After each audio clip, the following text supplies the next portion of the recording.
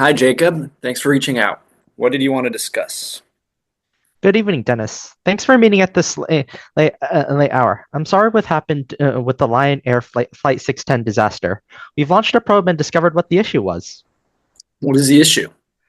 So we discovered that the issue is a result of the maneuvering characteristic augmentation system. During the design of the MAX, we discovered that the new engine's larger nacelles changed the aerodynamics of the plane significantly.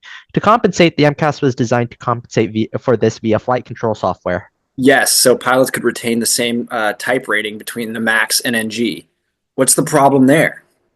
Well, in order to reduce the new pitch up behavior, the system has to control the horizontal stabilizers. However, it relies on a single angle of attack sensor to determine the plane's pitch.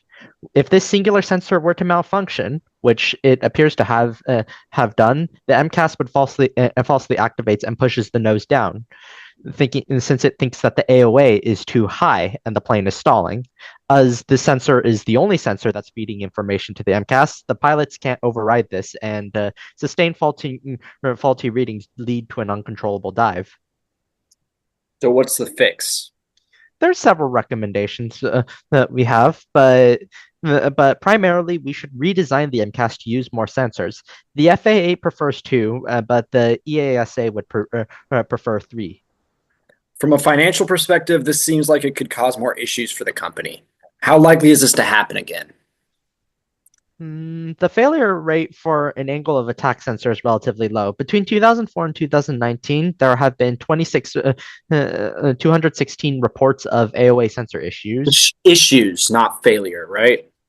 Most, yes, but Well, it seems like this was a one-time issue that won't occur again. We should be good to proceed without any changes as Boeing already is financially strained.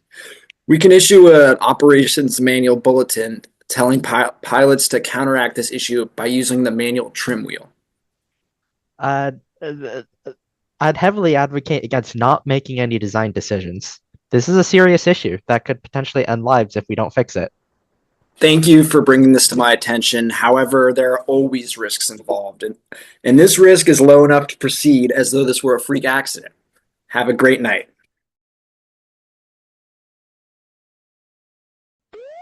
ATC, we have a flight control problem.